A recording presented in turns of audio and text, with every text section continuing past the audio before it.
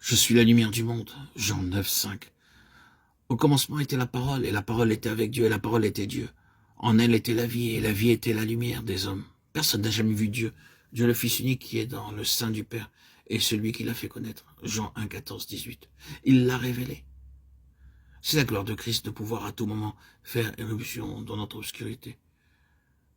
Et n'est-ce pas cela précisément qui a apporté sa gloire dans nos cœurs, et qui a fait jaillir la gloire de nos cœurs pour lui, quand, par ce toucher béni de son doigt, qui est son esprit, nous avons été capables de dire soudainement, je vois, je ne l'ai jamais vu comme cela, je vois qu'il est alors le désir spontané de nos cœurs.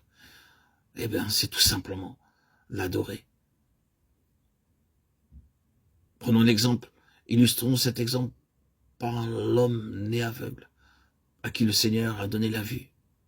Et il lui a finalement posé la question, « Crois-tu au Fils de Dieu ?» Il répondit, « Et qui est-il, Seigneur, afin que je croie en lui ?» « Tu l'as vu, lui dit Jésus. Et celui qui te parle, c'est lui. » Et il dit, « Je crois, Seigneur. » Et il l'adora.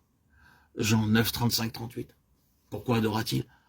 Parce que le Fils de Dieu était pour lui une seule chose, avec avoir la vue.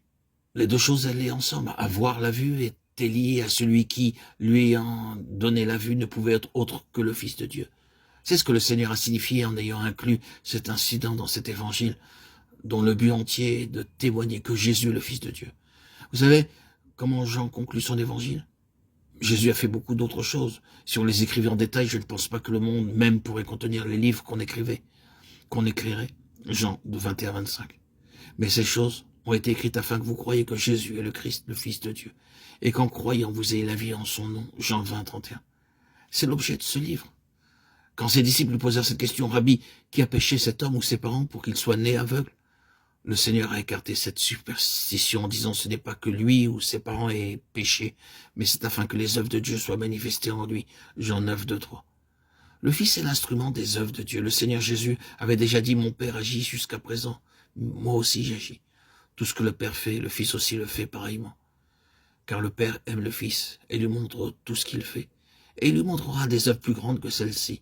Jean 5, 17, 20. Ah, les œuvres de Dieu, donner la vue par le Fils à ceux qui sont nés aveugles, les amenant à adorer. Et Dieu ne se soucie pas de ce que vous adoriez son Fils.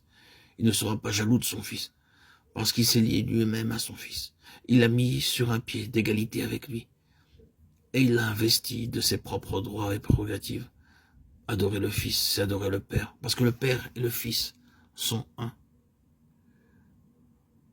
Que Jésus est le Fils de Dieu est prouvé par ceux qui reçoivent la vue spirituelle. C'est la gloire de Christ de pouvoir le faire en amenant, comme nous le disions, à adorer. C'est une grande chose de le réaliser, mais si ce n'est qu'un peu, c'est une grande chose de le réaliser, même si ce n'est qu'un peu. C'est une grande chose d'avoir nos yeux ouverts. C'est une grande chose d'avoir nos yeux ouverts au début et dans le fondement. C'est une grande chose alors que nous avançons, d'avoir nos yeux ouverts encore. Et encore pour voir ce que personne n'a été capable de nous montrer. C'est pourquoi nous avons lutté afin de voir et comprendre. Dieu touche alors souverainement nos yeux spirituels et nous voyons. N'est-ce pas un grand jour quand nous voyons ainsi?